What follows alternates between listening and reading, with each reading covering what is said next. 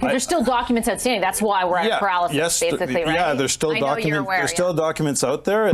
Well, we finally got some updates on the SDTC scandal in Canada here. Welcome back to Moose and Loose. My name's David. Today we got top story on that. We've got the commissioner of the RCMP talking on two different networks about the scandal. They both asked him about it. Also got some updates here on some elections that are happening. There's a snap election. It's not a federal one. It's a provincial one, as well as some polling numbers, some other clips. Stephen Guilbeault. Let's jump into this. The first up, here's some Abacus data that was just released. It's the same sort of thing, right? 44% conservative, 22% liberal. How is there 22% liberal supporters at this point? 18% NDP, 8% Bloc. Green is at 5 and PPC's 2. We've got this one here. Alberta to introduce $200 annual electric vehicle tax. Daniel Smith did mention this many months ago. It's basically a tax to have people who drive electric cars have to pay for the roads as well. That's essentially what the GST in Alberta goes to, is paying for roads, and electric vehicles are much heavier, thus they churn up the roads more. So let me know in the comments down below if you think this is justified or not. I'm guessing if you own an electric vehicle, you probably don't like this. So we've got this one here, Saskatchewan update on their election. So we've got Scott Moe's party here, 32, and NDP at 29. So what we've got here is a snap election in Nova Scotia. They're supposed to have it in the middle of next year, but they just called it right now, so they're going to the polls. Well, this just in. Nova Scotians will head to the polls November 26th. Tim Houston is calling a snap election months ahead of the province's fixed election date, which would have been next July. There had been wide speculation an early election was coming after a string of campaign-style announcements by the governing PCs. Interesting. Snap election. Next up, we're going to take a look at the SDTC updates here. First, we've got one from CBC, and then we're jumping over to CTV. The same RCMP commissioner goes on both shows and talks about it, but says different things, actually. There is this privilege debate happening in the House of Commons, where the opposition parties are united in trying to compel the disclosure of documents. They hand them over to you, so you can do a criminal investigation into what they call the Green Slush Fund, the Social Development Technology Fund, I believe it's called. That is incorrect. It's Sustainable Development Technology Fund. Hence the Green Slush Fund, Sustainable Development Technology. I'm just amazed that they're actually talking about this on CBC. Which was riddled with problems. You have said, and the Auditor General has said, you don't see criminality. You wrote a letter saying using the legislature to give us his documents is not a great way to do it because it could impact the investigation. What are your thoughts on where this stands right now? And what would you say to the MPs who say they're doing this to help you? Well, David, I'll go back to when the Office of the Auditor General does her work. If she comes across any criminality, she's to stop her investigation and get us involved, which didn't happen. She said it quite frankly, that she did not see any criminality. We are going through the information that's available in the public domain. We did, as you referred, we did pick up a USB stick that went through the law courts from what he was mandated to do, and we do have in possession that stick. And that would be part of an investigation. But I am mindful, because in that letter I do mention about charter. We have to be careful because the way law enforcement operates is within this judicial framework. And every time, if I'm investigating, I need grounds to get a search warrant to obtain this information and so forth, and eventually to maybe lay charges. The Office of the Auditor General operates in different circumstances, different set of rules, and you can't just take something from her report, bounce it into the criminal space.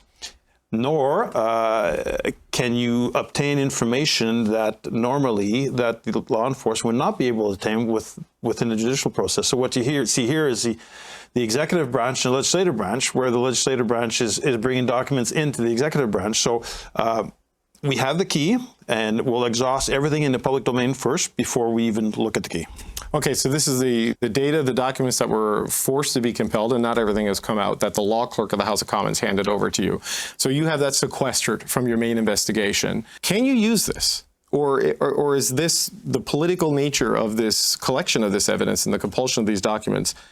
Is it too fraught, or is it of any value to you, is what I'm trying to understand here? We're still discussing the way forward, and as you can appreciate, everything we do has to be charter compliant, and we will make sure that we are charter compliant with everything we do as we move forward with this investigation. Okay, He doesn't know because we've never had a government that's actually trying to steal Canadians' tax dollars at such an egregious level before. Sure, there's been corrupt government members, but like an entire government, essentially, seems most of them are in on some of these corruptions, let alone a bunch of these corruptions, or they all have their individual corruption where they're fleecing tax dollars willy-nilly. And we're talking $1 billion fund here with hundreds of millions being dished out to different people's business bank accounts. He doesn't even know how to handle this because the corruption is so ungodly. It's so deep. Karina Gould said they've handed over thousands of pages of documents. Those documents, though, are the redacted ones. One last question. You maybe can't answer this, but when you said the Auditor General didn't find criminality, you wrote that you did not see criminality in what was publicly available. Has that changed? Right now, the latest update I have was last week, and we're going through the Ethics Commissioner's report and any other available documents. But as it stands right now, the investigation is ongoing. It's ongoing. So this investigation's ongoing, but they haven't even handed over the unredacted documents. This is absolutely preposterous. Clearly, this situation has proven that we need an update to our charter rights that protects Canadians against corrupt government officials and prime ministers at the highest level. Oh, but has it changed from, or you just can't answer that? I haven't, my briefing was a week and a half ago, so I wouldn't want to, next week something comes up that we have information, so I wouldn't want to go down that. Understood, but as of a week ago, you weren't ready to lay any criminal charges? No.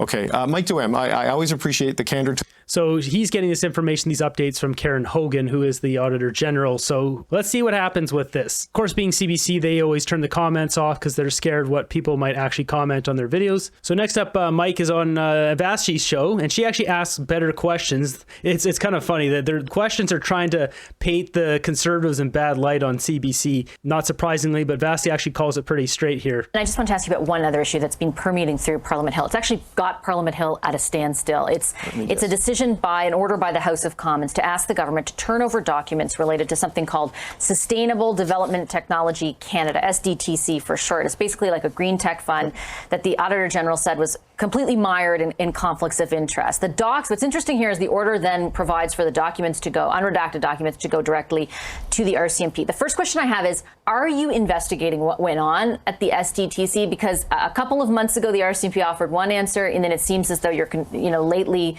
there is an investigation. Are you investigating? So I can confirm. So first off, before he answers here, when she asked him that, he looked down. You can see it here. So either that means he's hiding something, he doesn't want to answer the question. I don't know what it is, but from his answer here, you're going to see they're taking their sweet time with it. There is an investigation. Are you investigating? So I can confirm that we are investigating. And we're going, we did receive the motion that was put forth in the House of Commons. We did receive a USB key that we have stored for the moment. We're still going through available information that's out there to conduct investigation. And there are concerns. I've shared my concerns when it comes to the Charter of Rights. We're dealing with two different processes here. You're dealing with the legislative branch and the executive branch. And the concern that's been shared is the fact that we operate within a judicial process that's very strict. So if I need documents, I need grounds to go and get a search warrant to get those documents. And by going the other way, you're bringing documents that perhaps the police would never have any grounds to obtain these documents. So it's that balance. But what we're doing right now is we're going through everything that's publicly available, and then we'll assess what the next steps are. What's a USB key? Like, what does that have to do? Those little insert keys for the. But like, what's that? What does that mean? So So the law clerk. So what we had requested to facilitate our work, it was to make sure that every document was identified if it was parliamentary privilege and how it was obtained, because you got to understand that there's different process where the Office of the Attorney General, when she's doing her work, she operates through a certain set of rules, but those rules might be different when you come into criminal space. So you just can't take a document from her and bring it in. There's a process to do that. So. Yeah, they gave over some documents, but they're all redacted documents. That's the reason why Parliament's all frozen right now. That Pierre has commanded them to give over the unredacted documents that has the names of all the people who are involved in taking hundreds of millions of dollars. The information was downloaded on a stick, on a USB stick, and we have it in our possession. And you haven't looked through it yet, though? We haven't gotten to that. We're exhausting everything we can in the public domain first. And that seems bonkers to me. Why wouldn't you have two people do it? And why wouldn't you download that USB stick just in case something gets corrupt on there? You want to get the data off there ASAP.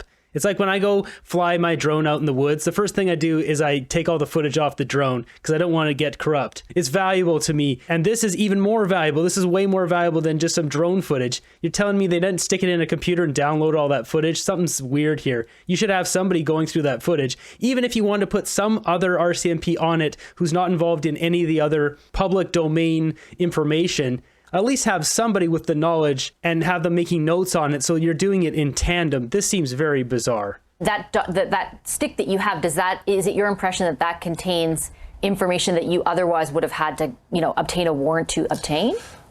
Because there's still documents outstanding. That's why we're at paralysis, basically, right? Yeah, there's still documents out there. And again, I haven't seen what's on the stick. And I'll just comment to the fact that we're going through everything that's in the public domain.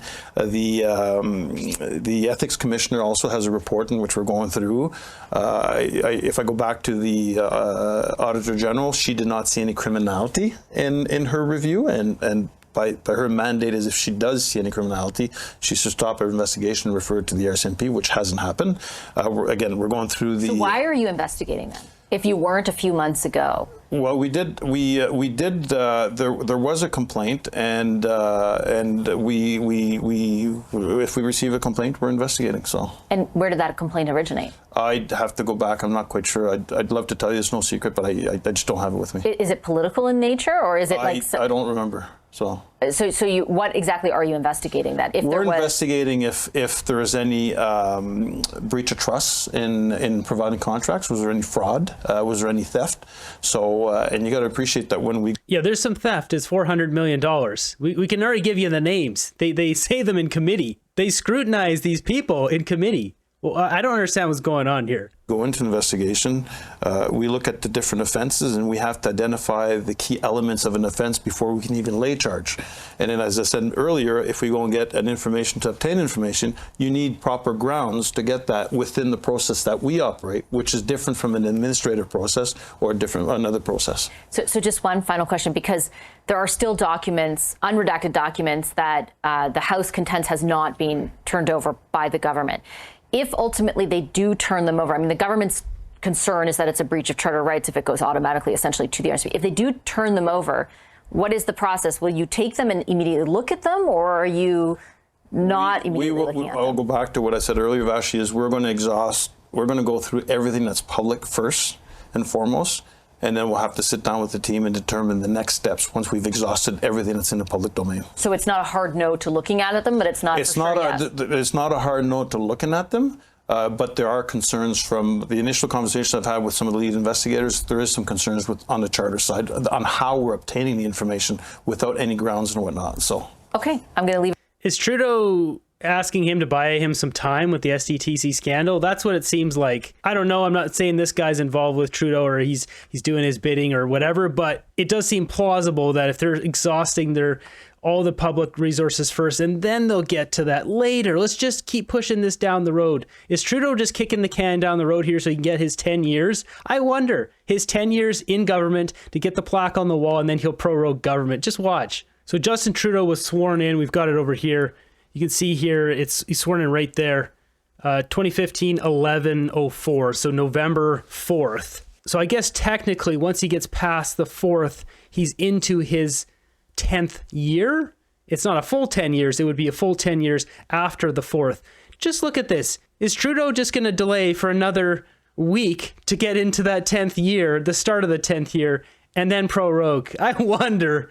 He's the kind of guy that would do that. Let's take a look at the comments on this. An agency that cannot stop car thefts, setting gold standards. Yeah. Most of these comments are about the rest of the interview, which is about what I covered yesterday, where the Melanie Joly basically leaked some evidence to the Washington Post, and he gave basically the same non-answers throughout the whole thing. Stall tactic. Yeah, that's what it is. It's a stall tactic now with the U.S. government now in India. Next up, we got this clip here on CBC. They talked to former CSIS director about Pierre Poilievre's clearance or their lack thereof. To give you an example, when I was still working, I appeared before parliamentary committees, and God knows I had enough classified information to fill, I would imagine. Box. Yeah. But I was still able to take that information and to paint a picture of context and of environment.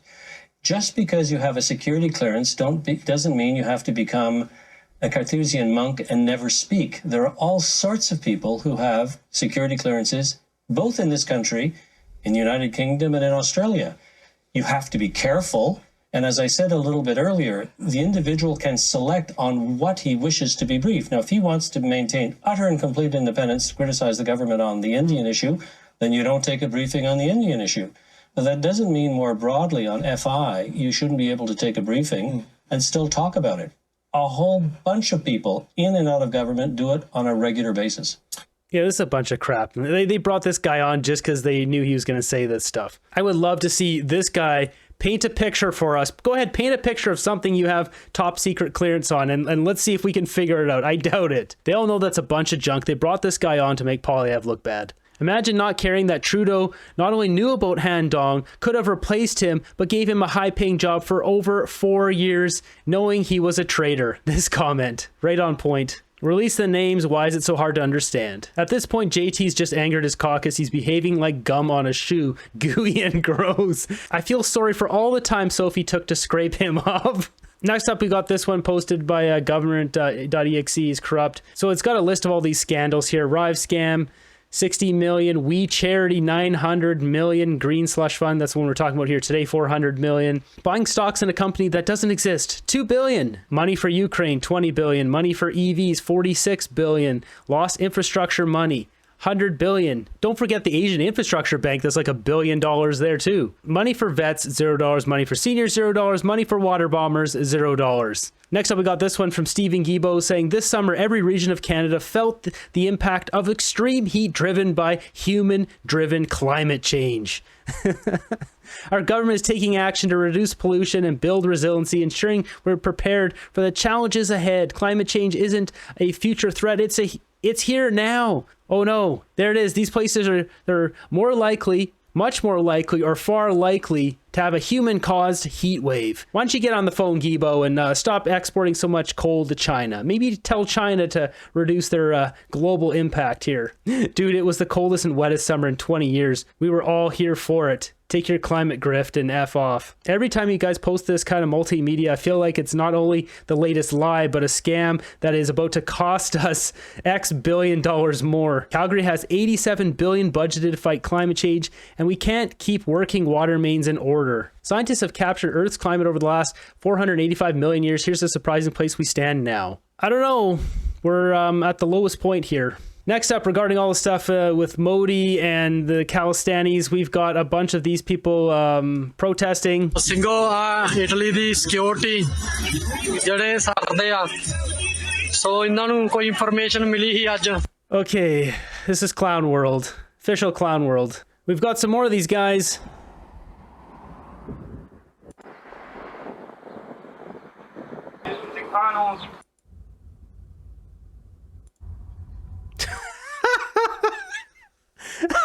These guys are so hilarious with this weird stuff. Like, they built this full jail. Unbelievable. Like, somebody's sitting there with paper mache in their garage for 3 or 4 hours. Like, come on. They really like to protest with cars, which is interesting. It's completely different than all the other ones. Jumping over to my group here, let's see what memes we've got today.